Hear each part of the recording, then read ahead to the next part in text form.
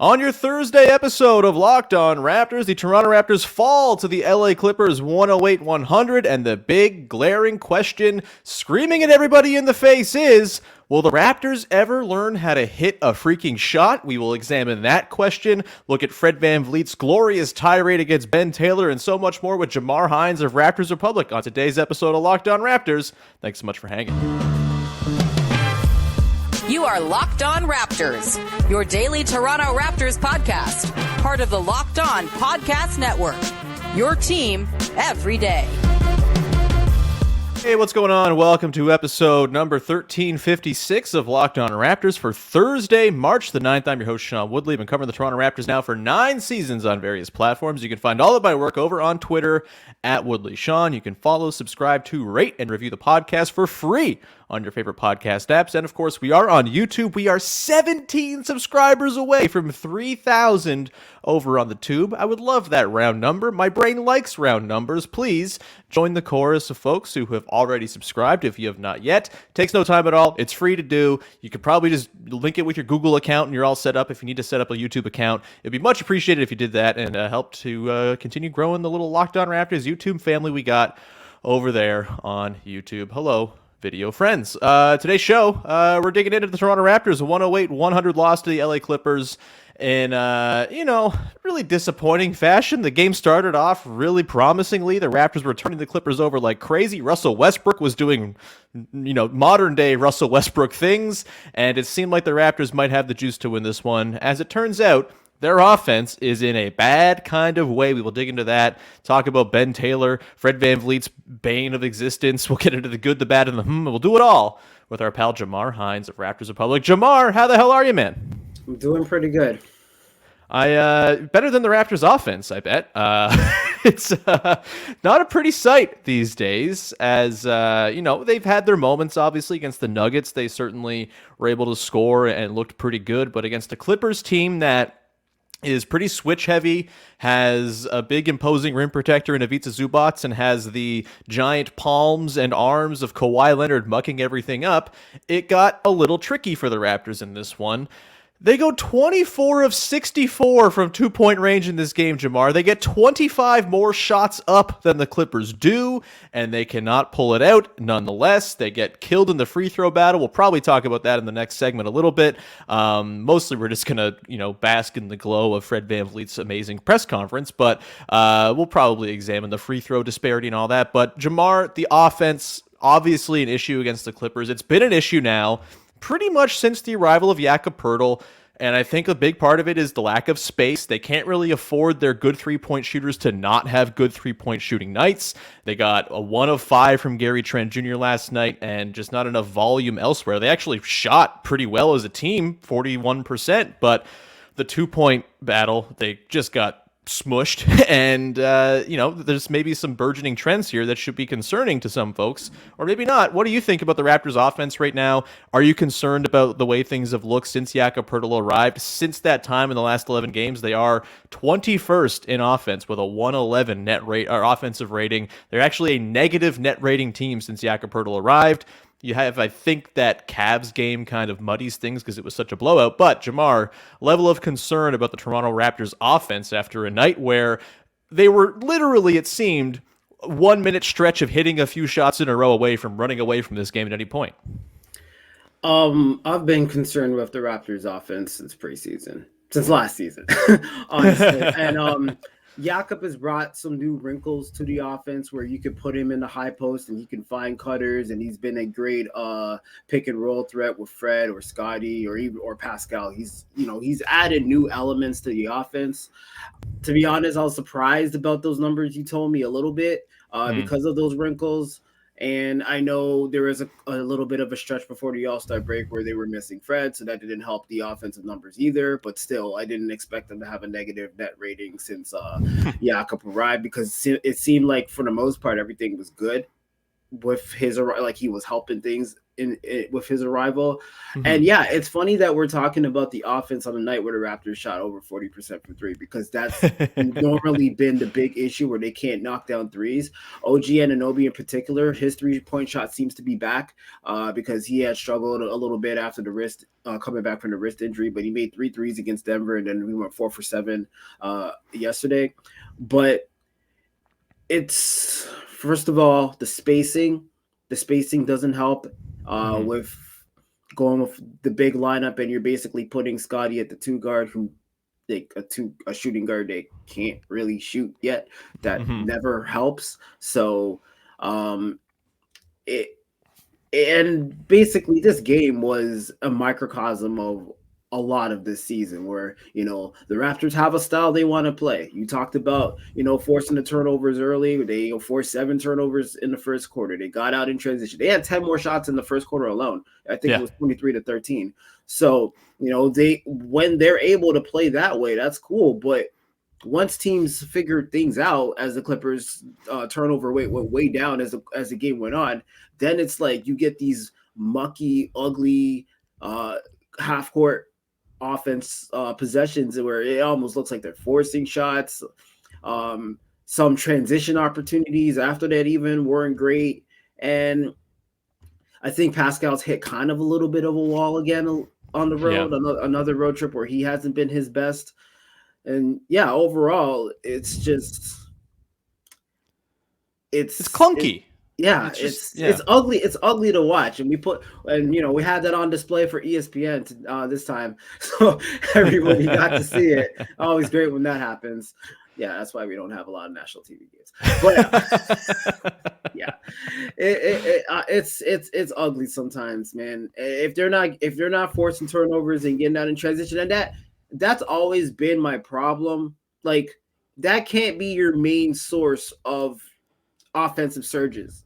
And for a while now, not just this season, last season, it just seems like that can't be your primary game plan. And it's been that way for too long. And I don't know how to remedy that problem, but I know the Raptors have been middle of the pack basically offensively all season long. And they were floating top 10 for a while, Jamar. Yeah, I know. Top 10. I know, but it's got to be the ugliest top 10. Because sometimes when you watch, like, even when you say they were flirting with top 10, I know early in the season like that. But how many games do the Raptors have a 3, 4, 5, 6 minute drought where they don't score a single field goal? You see that every game. So it kind of boggles my mind that they were ranked so high offensively earlier in the season. But yeah, how would you remedy this? Because I don't know. Well, so I do think, like, we've seen a change in process since Poeltl arrived, I would argue, right? Like, in fairness to, like, the aesthetic side of things, like the anecdotal, the numbers aren't there, obviously, but I think it is a feeling out process, right? You insert a massive piece of a type of player they haven't played with in 2, 3, 4 years. It's going to take some time to adjust. They're adjusting to the spacing. The spacing is obviously a little bit cramped with Scottie not being a shooter right now. Pascal kind of waxing and waning. It depends, I think, on the night whether or not teams really care about him as a shooter. And, so that's there. But, like, I think the process-wise, they've run a ton of Fred Yak pick and roll, and that's been dynamic. Those two guys on the floor together have driven really good offense. They found some stuff with those bench lineups as well, which Nick Nurse, curiously went away from last night. I kind of think maybe he outfoxed himself a little. He was, like, staring down a team that plays the way he wants to play and was like, oh God, we got to go small. We got to, like, change up what's worked the last couple of games here. And I think maybe he just overthunk it a little. That's besides the point. But the process has been different. Obviously, Jakob Poeltl running from the elbows, that's been super effective. You've gotten lots of off-ball buckets, cuts under the basket, that type of thing. There's more diversity in the way they play. I think it's a combination of Pascal maybe not having the legs. He's like just accrued so many minutes. I think he's leading the league in total minutes since he came back from injury. That has to be a factor here. It's sort of like a mini example of the Kyle Lowry thing from 2014-15, where he had to carry the team for such a long stretch as everybody was playing poorly. Siakam did, similar to Lowry back when DeMar got hurt in 2015, and he just kind of decayed over the course of the season and didn't really get right until the next year. That might be what's going on with Pascal here.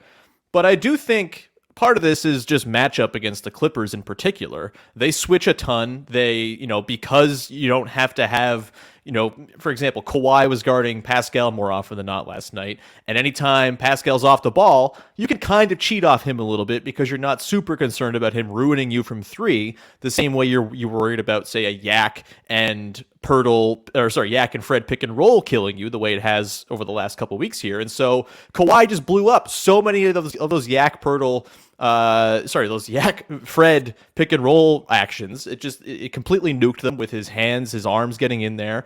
Zubac is a really good player. It's like the first time we've seen Poeltl lose a center matchup really since arriving in Toronto as well. So I think a few factors came in matchup wise, tough shooting nights for some certain guys who maybe you expect better from most nights against the Clippers in particular. And I do think grand scheme, the process we've seen since Poeltl arrived will eventually lead to better results. I just don't know if it's going to happen before the end of this season. It may be more of a next season question where, the swing skills of Scottie Barnes' shooting and Precious Achiuwa's shooting, which has completely gone away. And it was such a leaned upon factor coming into the year of, Precious going to shoot the way he did down the stretch last season. Things are looking good. That's not happened. They need those swing skills to be, vastly improved over the offseason to really make this work long term. It might be a lost cause and the defense might have to save them down the stretch here, but I think they have a chance of doing that. They defended pretty well last night, all things told, outside of, transition, which has kind of been their bane of late. Any, sort of stray observations about the offense, things that you would like to see now that Yak is here that maybe we haven't seen, or guys who kind of figure in as very key players to potentially swing the results in the way that I think the process has portended over the last little while here? I just think it comes down to they just need. I think it's a personnel thing. I just think they need more shooters to help space the floor. And I know that the Clippers, in theory, are a good defensive team, and they have Kawhi and they have Paul George and they have a center that can, create some problems in the paint. But I'm just going over the previous 6 games where the Clippers were allowing the most points in the entire league. They're allowing over 131 points. Now, a lot of that was obviously spiked due to the ridiculous 176-175 double overtime game against the Kings. But that same game, they allowed 153 points in regulation. So it was still a hell of a lot. Their last game against Memphis, without Ja Morant, without there's other guys missing on that team, but basically Brandon without Clark, Ja, they allowed a 51-point quarter. Yeah. So it's not like they've been locking teams down. They've actually been horrible defensively lately. So, and just the fact that the Raptors only ended up with 100, and you mentioned Pascal being guarded by Kawhi for most of the game. I remember he was trying to post him up late in the last couple of minutes when the Raptors were, I think, only down by 6 and trying to make something happen, one of those late fake comebacks or whatever you want to call them. And he couldn't move Kawhi at all. But basically, I don't know. I hear what you're saying about the matchup, but it kind of grinds my gears where everybody's been going off on the Clippers and then the Raptors get stifled. Yeah, no, that is an extremely good counterpoint to my, hey, actually the process is good, guys. No, but at some point you just got to score on the team that has shown that it can be scored on. Right. And they did not do that. Again, 24 of 64 is an outlier horrible game shooting from 2. On non-restricted area 2s last night, Jamar, they shot 8 of 33. That's typically their zone, right? That's where Pascal typically has the touch. That's Scottie's best area for shooting. That's Yak's zone as well. That's sort of long floater range. They stunk it up from that area last night. They also give up 23 of 28 at the rim last night as well. And that was the battleground in which they completely lost this game. And, like I said, I think long term the offense can work. It requires internal development of shooting, and that is going to be just a massive offseason storyline for the Raptors. Can they get the internal development from a Scottie Barnes or a Precious Achiuwa that they thought they were going to get coming into this year that hasn't quite happened? We shall see. I got more on Scottie a little bit later on as well, some concerning shooting splits from him this season, but we'll do that in a little bit in the good, the bad, and the Hmmm. On the other side, we're going to get into Fred VanVleet tearing into Ben Taylor, which is always a fun time. I wish we saw it more because it was an absolute blast to watch that when I woke up this morning. We will get to that in just one sec. Before we do that, however, must tell you about our dear friends at Nissan who are bringing you the Nissan Ariya Electric Player of the Week. Brought to you again by the all-electric 2023 Nissan Ariya. And this week's Electric Player of the Week, it's a tough, we're talking about a team that's having a hard time scoring the ball right now. And no one's really doing it all that well for the Raptors over the last 4 games here in the last week. But Jakob Poeltl is leading the team in scoring in that time. 17.3 points a game, 7.5 boards, 2.5 assists, 2 steals, a block and a half. We love Jakob Poeltl because he is, of course, elegant and graceful. He's fierce and stunningly powerful when he gets into the lane and can throw down those dunks underneath. Those float shots are elegantly beautiful as well. Brilliantly fierce. All the things you expect in the Nissan Ariya are being embodied by Jakob Poeltl every single damn time he steps on the floor for the Raptors since arriving in Toronto. The 2023 Nissan Ariya packs pin you to your seat power and premium intelligence all in one EV. The all-new, all-electric 2023 Nissan Ariya, the EV for people who love to drive. Shop now at nissanusa.com.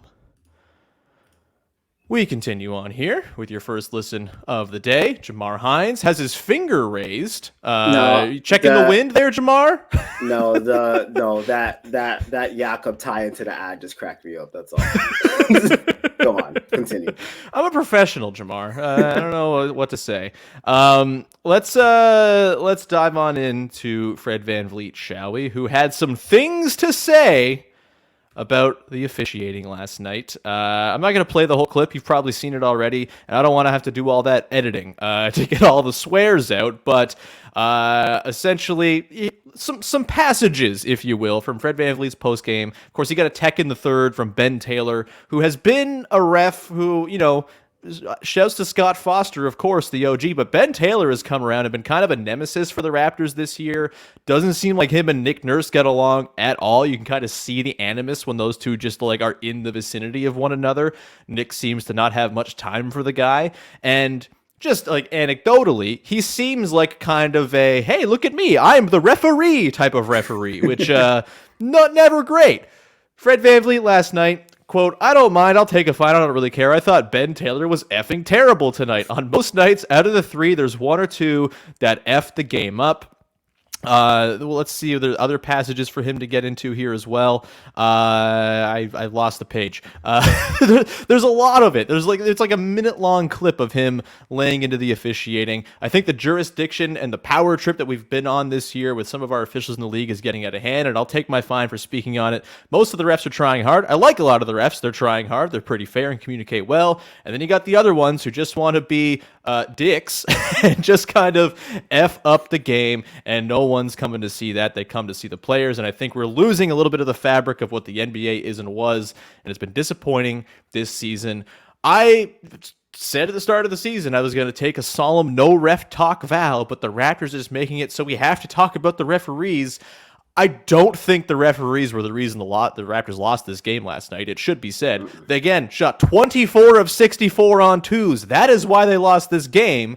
But Fred obviously did not appreciate the technical foul. It sounds as though it was over something pretty measly. He was addressing his own team just to battle through the bad calls they were getting, and that peeved Ben Taylor enough to give him the tee.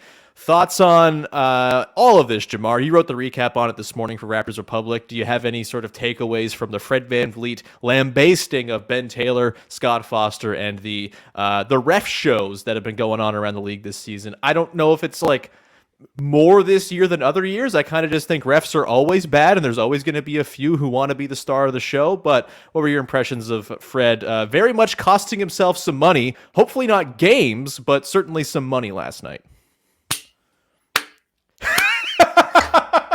I loved it. Honestly, man. The last time I was here is when Boucher had his free throw line dunk, and I said that was probably the highlight of the season. I think the highlight of the Raptors season wasn't even on the court. This was the highlight. It's the leading post on ESPN right now. Okay? Hell yeah.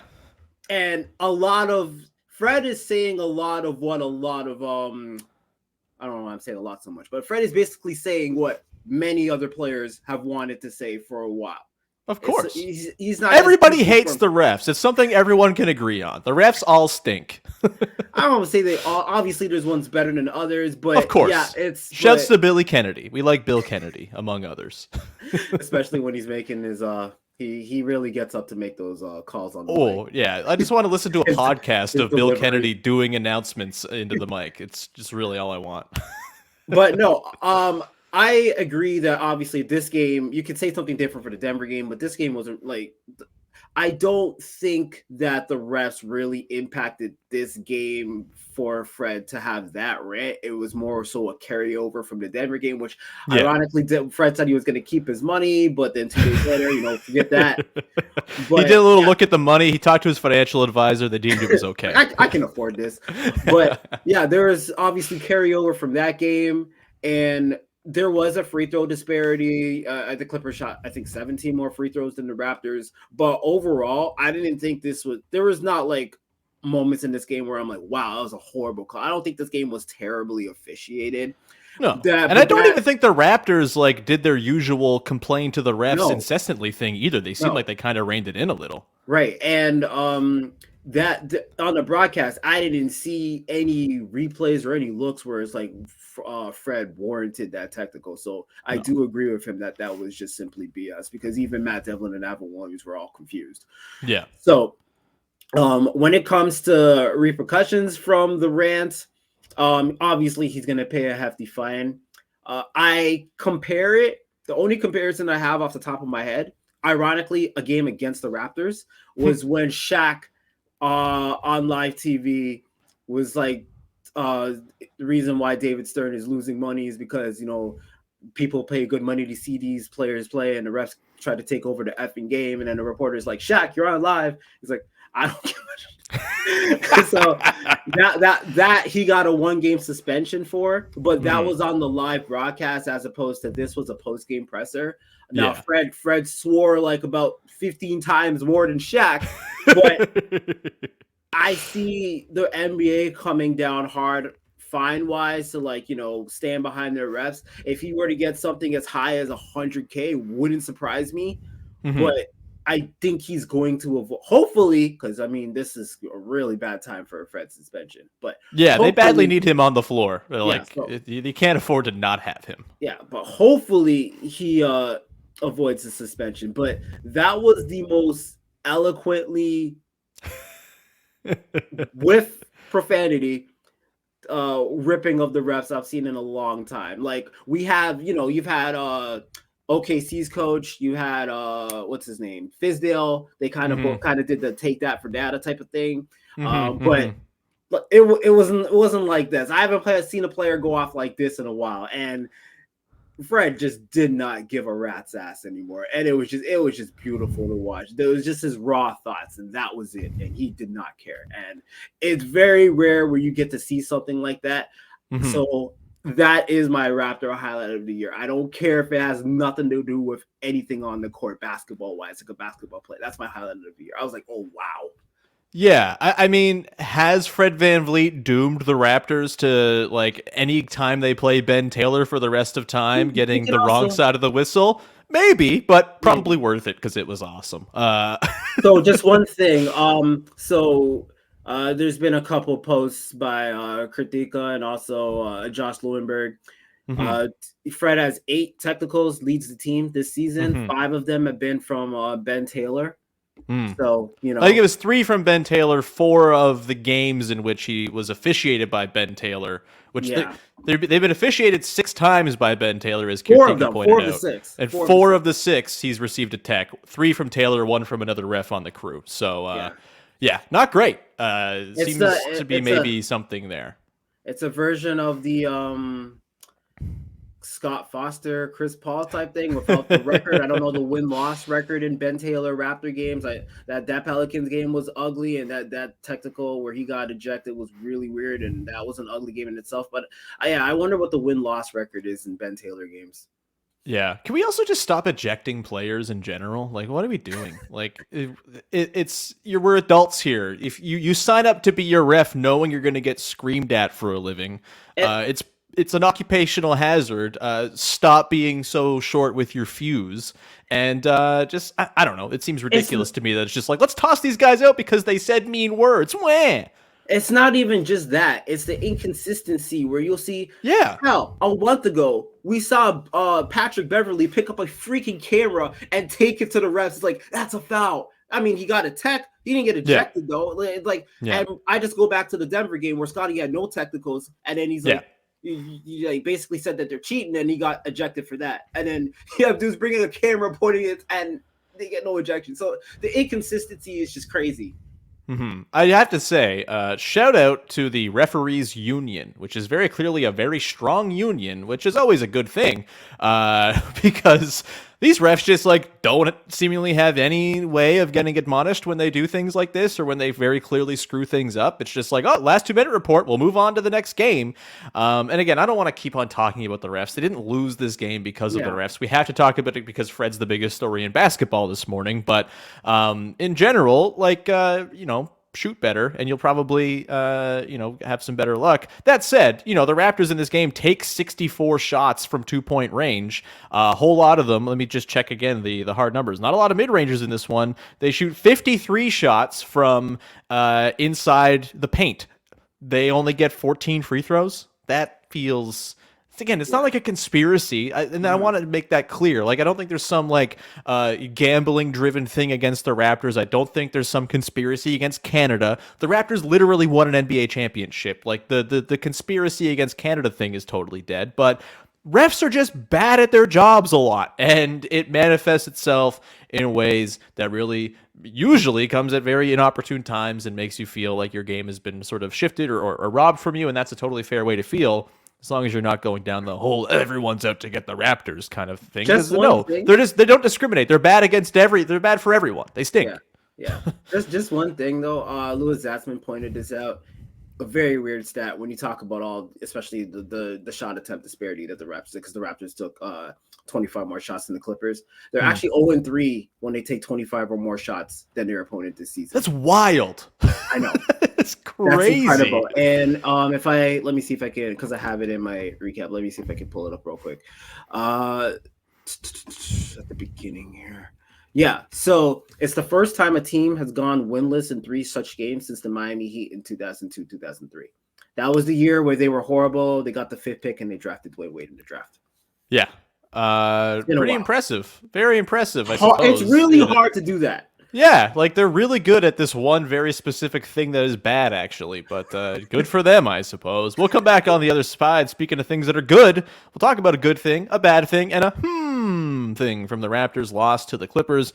We'll get to that in just 1 second. Before we do that, however, got to tell you about our dear friends over at Built Bar, who make the best tasting protein bars in the game. I can't speak their gospel enough because they're amazing. They're delicious. And for a guy like me who has a sweet tooth, who is constantly looking for that next midnight snack, it's a really good thing when I got Built Bars in the fridge. Put them in the fridge, by the way. They're way better in the fridge. But it's great because I can go to the fridge and not feel like, oh, I got to go and make myself, I'm going to have some ice cream or I'm going to have a candy bar. Instead, I'm just going to have myself a Built Bar. I'm going to feel like I'm cheating, but in fact, it's really not all that bad for me. And in fact, it's good for me. I got 130 calories, 4 grams of sugar, and and a whopping 17 grams of protein. That is a wonderful set of macro details on each of your Built Bars. Tons of great flavors for you as well. Peanut butter brownie remains top of the pops for me, but you got fruit flavored, raspberry, orange, all down the line. You got peppermint and almond, things like that as well. All sorts of really good, delicious flavors. And of course, they're marshmallow puffs, they're granola bars, all sorts of different types of bars for you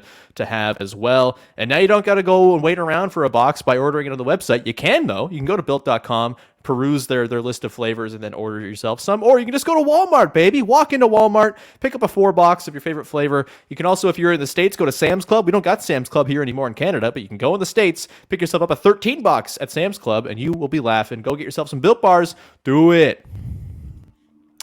All right, we continue on here with your first listen of the day, digging into the Raptors' loss to the Clippers. A fired-up episode here, I'd say. And let's get to the good, the bad, and the shall we? The way we close at every Raptors recap episode. A good thing, a bad thing, and a thing that has us a little intrigued or interested or, any sort of stray observation to close out the show. Let's go to the good. Jamar, what you got for your good? I mean, Fred was the most entertaining thing, obviously, hands down. I'm gonna give my OG back. I'm gonna go back to the shooting. I'm gonna give it back to OG because he was one of two Raptors that hit 50% of their shots. The other one was Jakob this game. Everybody else was way under. Well, actually, no, Boucher off the bench as well. So 3 Raptors. I was thinking about starters for a second. But OG made 4 threes. I had mentioned that he'd been struggling with his shooting. His shooting seems to be on point now. It's still kind of hit or miss when he takes these shots. But I feel like he's been in more of a flow with the team offensively, because when he had just come back from injury, it was almost like he didn't know where to get his shots. I remember the game in Cleveland, he had 1 shot in the first half, and it was just like, okay, you can't shoot this little. Like, you have to be an offensive presence in some way. So it looks like he's figured that out in the last few games. So that's my good. Not a lot of good, but that's one. No, I think for sure that was my good as well. Just like the general OG game, 4-7 from deep, 18 points, like 3 steals. It's kind of a perfect OG game, right? Like, I don't think you're asking him to go out and be a playmaker for you on this team. You're asking him to finish possessions where the ball swings to him. You're asking him to finish on back cuts, you know, getting hit by Yak or Scottie or Pascal or whomever. And I think there's going to be enough volume there of those sort of opportunistic end of play buckets that he's going to be able to get his looks up. And the defense has been OG level defense. Obviously Kawhi gets his, but he doesn't like go off for some sort of absurd performance against OG. I think he's like 4 of 8 in the possessions OG guarded him. Kawhi is going to do that. Kawhi looks incredible. I might talk about Kawhi in a little bit, but just a really, really nice OG game. And I think it seems like that wrist injury is maybe kind of wearing off, and he's getting back to his regular form and comfort, which is great. What you got for your bad? So my bad is not just for this game, but this month of March and even before that in general. But Precious is out of it. Man, is he ever. Whew. Yeah, this is only the second time all season that he's gone scoreless. I think the arrival of Jakob really messed up his role and I guess mentality in general. His minutes have gone down from 25 a game in February to 15 a game in March, and yesterday he was basically just doing cardio out there. I think he played 12 minutes or something, but it's just like, did he do anything on the court? He was a team best +3, Jamar. Jesus.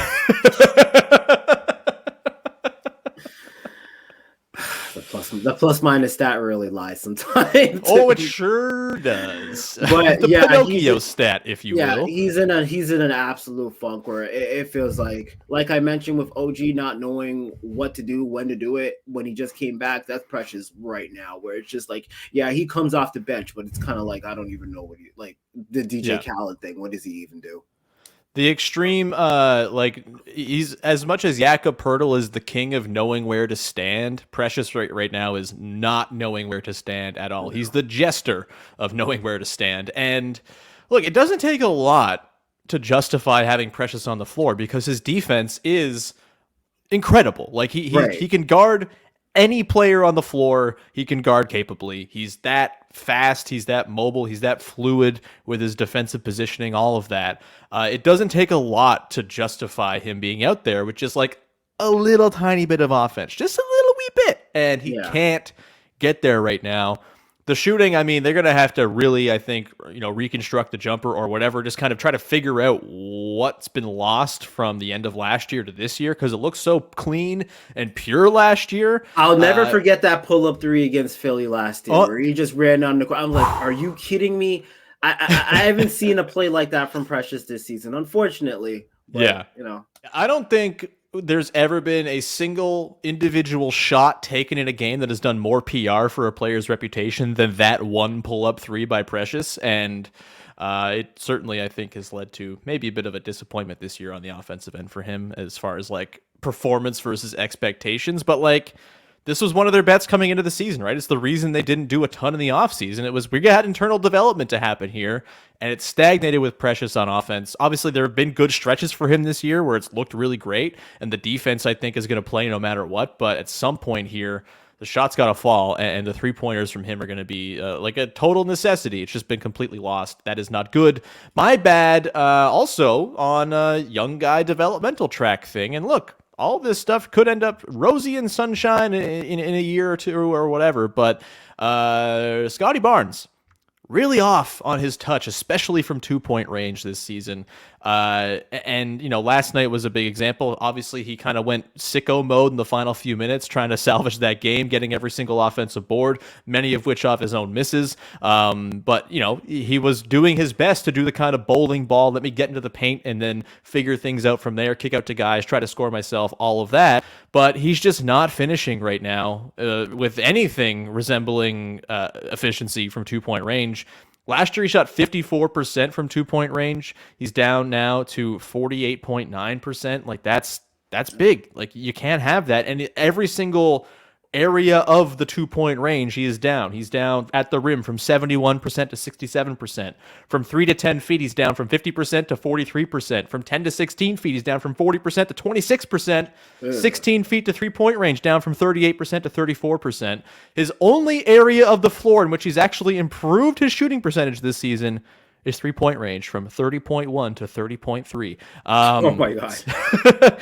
And look, do I think this is going to be a long-term thing where Scottie Barnes perennially struggles with his touch around the basket?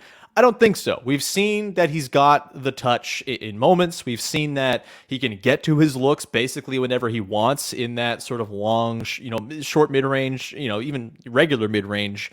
Like, he can get to those looks. He's having a hard time converting them this season.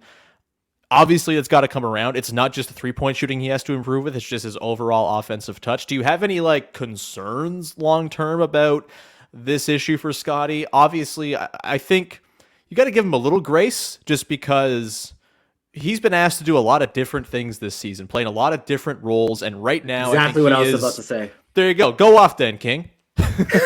No, you literally just said exactly what I was going to say, that I'm going to give him grace because he's played so many different roles. There's been games where he's had to be the point. There's games now where he is not a 2 guard, but he's being slotted at the 2 guard. There's games where he's playing as a big, which it was his most efficient games. But yeah, he's been all over the place. So it's been obviously, the touch has to improve. The overall shooting has to improve. You would hope that that's a point of emphasis going into this offseason. But yeah, I'm going to give him rope. He's only in his second year, and maybe he becomes it mechanically. It's robotic, and I'm not sure how fluid you can make that, because, that's something we've also said about OG, about, sometimes his offensive moves or shot is robotic, and, years later that hasn't really changed all that much. So I don't know. Last night, baby. Just cannon those pull-up jimmies. So I don't know what a shooting Scottie would look like 2 years from now, 3 years from now. But yeah, because he's played so many different roles this season, I do cut him slack in that regard. Mm-hmm. Yeah, I don't think we'll be able to make any grand judgments about Scottie Barnes' ceiling or whatever is going to come down the line from him until at the very earliest the end of next season, and probably long after that, because he's 21 years old and development is not the same for everybody. Some guys are meteors and are amazing right away. Other guys, it's a bit more of a slow burn and it's more of an incremental growth. I think he has the natural ability and sort of basketball vision and all of that, where I think it's probably going to end up all right with him, but certainly not what you want this season from Scottie from 2-point range. And last night was maybe one of the worst examples of it that we've seen so far. Let's get to the very quickly. My is pretty simple. It's it'd be really nice to have Kawhi Leonard on the Raptors, wouldn't it? 0-6 since he's been gone against Kawhi. So yeah, it's he's very good. He would be an absolutely perfect player on this Raptors team. Let me tell you. I think he gets up for those games too. I remember they had a back-to-back in Detroit and then in Toronto, and he sat the Detroit game so he could play against Toronto. I'm sure Kawhi gets up for these games. So yeah, for sure. What's your To be honest, I just realized I already spoiled my from earlier in the show when I brought up the 0-3 stat when they were up. When they're taking 25. Yeah, that was actually my but for some reason I ruined it. I don't know why. That's all right. I had that saved, and then it's a pretty remarkable stat. It's I think it's all right that we leaked it out early. Yeah, it's worth reiterating. But yeah, that was my home. I just ruined it early. 0-3 without shooting the other team by 25 attempts or more. That's like art. It's like art basketball. The Raptors do art. Shout out Serge Ibaka. We're going to round it there. Thank you so much for tuning into the show. Jamar, anything you would like to promote for the good people out there? Yes, my Twitter handle, Jamar BH, I can't even spell my own name. JAMAR BH. It's all right. It's on the screen for the video people. It's on the screen for the video. I'm not pointing the right way. Now I'm pointing the right way. There we go. There you go. But yeah, my link to my Raptors Republic work is there. I have a recap of this Clippers game, breaking that down that you can check out. I also have a preview for the Lakers game coming up tomorrow and a recap for the Lakers game coming after that on Saturday. So, boy, please beat the Lakers, man. Just beat the Lakers. Like, no D'Angelo Russell, probably no LeBron, obviously. but they have been playing. They have been surging. They have been playing really good basketball lately. But. Yeah, it would be an extreme bummer to go 0-3 on a road trip that starts with one of the better performances. I guess they beat the Wizards on the start of the road trip, but like the Nuggets game being one of their better performances, not getting the dub there, and then pissing away the 2 games in LA. Hope that doesn't happen. Would be swell if they could beat LA tomorrow. At least we don't have to hear about the LeBronto crap, even though that's not been a thing since he's been gone from Cleveland. But you know, yeah, I mean, sometimes I like it. Reminds me of a simpler time. You like the pain? That was pain. What's wrong? I'm a sicko, man. I think I embrace all of the ups and downs of sports fandom. I like feeling sad about my team sometimes. It keeps you honest. Do you want to be a Boston fan, Jamar, where you're just happy all the time? That sounds like a miserable way to be a sports fan. Sports are about being sad in a group, not about any sort of happiness. Once in a while, fleeting happiness, and then it's back to being angry all the time. That's why we do this, baby. Yeah, you can keep giving me that look. It's true. We're going to round it there. Thank you so much for tuning into the show. Please subscribe, follow, rate, review, all that good stuff on your favorite podcast apps. We're on YouTube as well. Please go hit the big red subscribe button. We're pushing towards 3,000 subs, and I appreciate every single one of you who has done it, and those who have yet to get around, I'll forgive you if you subscribe now for not having subscribed already. We'll be back again tomorrow. Vivek Jacob's going to come by. It's usually Big V Monday that we get him on the show, but it's Big V Friday to close out the week. We'll have some fun with him, round out the week, look at the Lakers game, and send you off into your weekend. But in the meantime, thank you for tuning in. Go make your second listen of the day, Locked On Leafs, as the Buds are very, very good and going towards the playoffs, in which they're probably going to get trucked by the Boston Bruins if they don't get trucked by the Tampa Bay Lightning in the first round. But Mike and Dave will have it all covered for you on the way to said trucking, and we'll round it there. Thank you so much for tuning in. Talk to you Friday. Bye-bye.